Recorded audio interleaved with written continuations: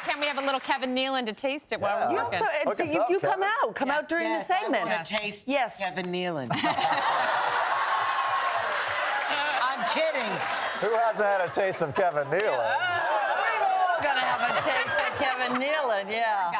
Yamanika not feeling well. She's having a rough few days. I know. She's a funny girl. She's a I think she's really talented. So today I am the black voice of comedy. Mario, you told me something recently that really surprised me. I know what it was. What? I said that I was a master baker. Yes, a master baker. I'm writing a book called Master Baking with Mario. Yes, but you are seriously. I love to bake. Oh, I bake. I bake. I sell in my spare time because I have no career. I bake banana bread and sell it to a coffee shop called Stone Street Coffee. It's on 19th and 9th Avenue. Just banana bread? Just banana bread. Sometimes what's the secret in your banana bread? You gotta use a lot of bananas. It's almost like you can't. Some recipes like 3 bananas. I'm like, that's bull. You gotta do like 7. Bring it. And it's like a pudding. It's delicious. Where is it? I know you didn't bring it. I didn't bring it. Kevin Nealon's no banana bread. I had to get up at 6 in the morning to be here. I didn't have time to bake banana bread. Well, yet speaking of baking, have you heard about this controversy with Khloé Kardashian? Piegate 2015. Last week, wait a minute, she posted a picture of 3 pies and some monkey bread on her Instagram with the caption, "I am so proud of myself, LOL. Can I say that? I love testing myself and seeing what I can accomplish and actually make successfully. Now let's pray they taste as great as they look." Okay, nice, fair enough. But then the owner of Sweet Lady Jane Bakery in L.A., she saw the pies and she said, wait a minute, she didn't make those pies. She bought them from me at the bakery. I can't believe she called her out. So, wait. So now people are upset and they're calling her Betty Crook. Betty Crook. And they're calling her a liar. And, you know, she has said, her fans have said in her defense, the only thing she talked about specifically was the monkey bread. She said, I think that monkey bread... This is out of context once again. You're so mean. But she made the monkey bread? She did. Look, if you read the whole quote, she was talking about the monkey bread, all these pies and everything. She showed all the pies. No, they did, but come on, read the whole quote. And she even says, I'm going to put the video up later of me baking this thing. She also said as good as they look. The monkey bread. Okay, I know what she meant, but I also know that she's a Kardashian. She knew what she was doing. She knows the power of Instagram and the photos. If you look at the photo, in the forefront of the photo, whenever you're taking a shot of a product, it's the 3 pies. What do you look at? You see the pies. I automatically... I'm going to ask you a question. Liliana, Lance, over here. Have you ever posted anything on social media that you've never tested or tried? And just said, my favorite finds, my favorite picks, or whatever, and you've tried every single thing? No, I never have, actually. No? I never have. I'll tell you what. I'm not going to... No, because I actually think that when people follow me on Instagram, they're looking for genuine, honest recommendations. Sure. So if I'm going to post something... But so you tried everything. Yes, but I'm also a product junkie, and I have a lot of time on my hands.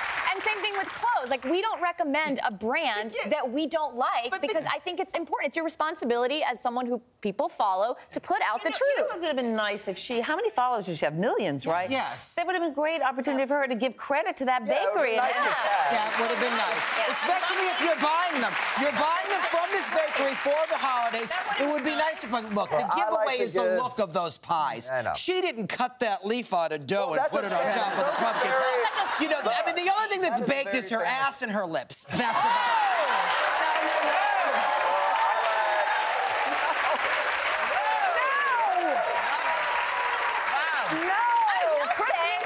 Here. Yes, Merry Christmas, everybody. Merry Kardashian Christmas. In her defense, I saw the monkey bread video on her app. It looks delicious. This girl's got skills in the kitchen, so why not just own up to what you can make, not misrepresent what you can make? I'll take the monkey bread picture. Nice work, Lady Jane Bakery. Okay. We all know that Donald Trump was a contender for Time Magazine's Person of the Year, but he did not win, or whatever you want to say. He wasn't chosen after German Chancellor Angela Merkel was announced yesterday as the Time cover. Trump wasted no time tweeting his response. Okay, he was disappointed. He said, I told you Time Magazine would never pick me as Person of the Year, despite being the big favorite. They picked person who is ruining Germany. Periods.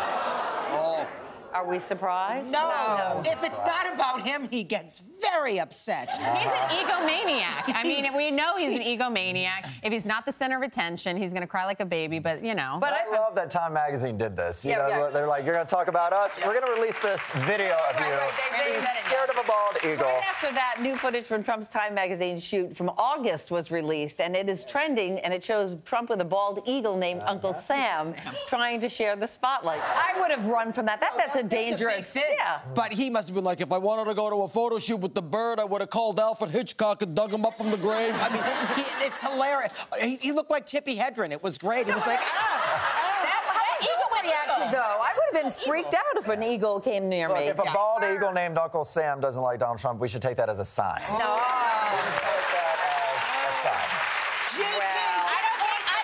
I love you, Lance. I don't think Uncle Sam would like you either, meaning that eagle went eagle. Yeah. Oh, birds love me. What are you talking about? All right. Me too. Yes, I'm Dr. Doolittle. Okay, speaking of ruffling some feathers, an atheist group has posted a controversial billboard in Colorado Springs, Colorado, and also in Raleigh, North Carolina. And the message from Santa is, go ahead and skip church. Just be good for goodness sake. Okay? The group targets areas that have a very large evangelical presence. And they say it's meant to be funny, edgy, provocative, whatever you want. They did not mean to insult anybody. Did you find it insulting or inappropriate? No, I don't. Because you know what? I mean, if you didn't know it was from an atheist group, which it doesn't say that on the billboard. No. It does it? It does. Yeah, but it's very small atheistic print. But I don't know. It's not saying don't ever go to church. It's just saying, you know, just be good. It sounds like something my church would have been put up. It's that church guilt. Right. It's like, don't worry if you skip church this week, you know, just as long as you're good. That's how I took this. I like it because church is where the heart is. And I pray at home. I don't necessarily go to church. I'm a lapsed Catholic, but church is where the heart is. So if you're home with your loved ones, I think God would be pretty happy about that, too. But also people who go to, but there are people who go to church on Sunday should also remember there are 6 other days of the week in which you should practice what you preach. Yeah. Exactly. And then maybe they're talking a little bit to hypocrisy sometimes. Because there's some people I know that go to church every Sunday when I was growing up, and they weren't the nicest people. No, not at all. I had the same thing. You know, everyone sees that. Look, and it's not like it's Satan. The fact that they go to evangelical areas, though, is to me a little, you know, why not put those everywhere? Here's the thing. They do have the right to purchase the real estate for the billboard. Everybody can go, a church can go out and buy a billboard and put their Christmas message on it, so they're within their rights. I mean, is it offensive to some people? Yes, but you know what? They bought it. They paid for it. And we're talking about it. All right, moving on. All right, people need to know it's good that you can pray at home or in turbulence on a plane, which is when I do. You do that? I do that, too. The minute I get on a plane, I say, please take care of us. Please take care of us. Yes. And I do. I pray before we go and when we land. Every single time. And Hail Marys. The whole time. Hail Marys. And I get it wrong, and I feel like, oh, my gosh, I have to start again. If I screw up the Hail Mary, I'm like, we got it. And I lift my feet up. I don't know. It's really weird. Yeah. Do you have to sit in a particular? God want you to do that? No one told me, just me because I'm weird. We are messed up. All right, moving on. The drumbeat. This is a serious story. The drumbeat of protesters in Chicago over the release of a jarring video showing a 17-year-old being shot 16 times by a police officer back in October of 2014. That drumbeat is getting louder and louder. Chicago Mayor Rahm Emanuel apologized yesterday, saying he accepts responsibility for the Laquan McDonald shooting fallout because the shooting happened on his watch. But a lot of people are saying, too bad, too little, too late. Too little, too late. And they want him gone. Is that appropriate? I think it's very appropriate. I think the test is in action, not words. So the test for this. He claims, in fairness to him, he claims he had no idea about that video until a politician claiming something that's not true. But here's the thing: if you say he didn't know, he did, then he's part of a cover-up. That's what I'm saying. If he didn't know, he's the mayor. He should know. Right. Make it his business. Be in there young. Get involved. I mean, they're not in communication every day. I think he had to have known about it. How do you Something not stinks around this, Something for stinks sure. in Chicago. You know, and this investigation has unveiled so much already, and they're telling us what's going to come out. And there are more videos. Yeah, exactly. And people are not going to be happy in Chicago until he resigns. It's just that's just the way it's going to happen. That video made no indication that he is going to resign, for sure. He apologized that he didn't address those. I'm glad he apologized. I'm glad he's owning up for it. But the fact that video was kept under wraps for that long is just And then the Burger King video disappears. I mean, and then they're saying that the police officers gave false testaments when they were interviewed. I mean, there's a lot of shady business. Well, we'll see what happens. Yeah. Whatever's going to happen will happen soon, I assume. Yeah. Okay, moving on. Jared Leto has an issue with TMZ. The Oscar-winning actor has a copyright lawsuit against the gossip site for allegedly publishing a sensational video after being warned that it was stolen. He let TMZ know that, and they still published it. In the video, Leto and his studio engineer are critiquing songs of Taylor Swift's 1989 album. Leto admires her work, but in the end makes comments that could be portrayed as pretty much indifferent to her. So he straight out went for Taylor. He said it was like bad music. He didn't like it. And by the way, 1989 just got nominated for six. But besides that, I mean, it's great. Do not come after Taylor. But let's look at the real story, in the privacy of your home. Exactly. Come on. Say stuff all the time. Yeah. It's so unfair that they did that. Your private life should be your private life. This is so awful that they can sell these videos, and I blame TMZ and all these other websites out there.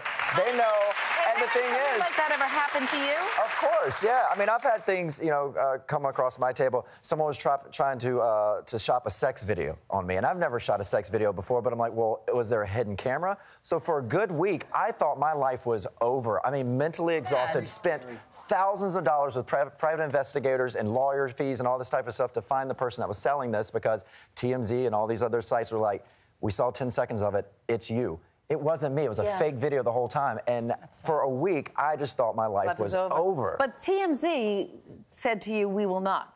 They did. Thank God. They were very nice to me. They said, look, we would never release this, but we just want you to know that they're shopping it everywhere. But see, that even scares me because if they don't like someone, they will release it. If they like someone, they won't. So what's their benchmark of what they like?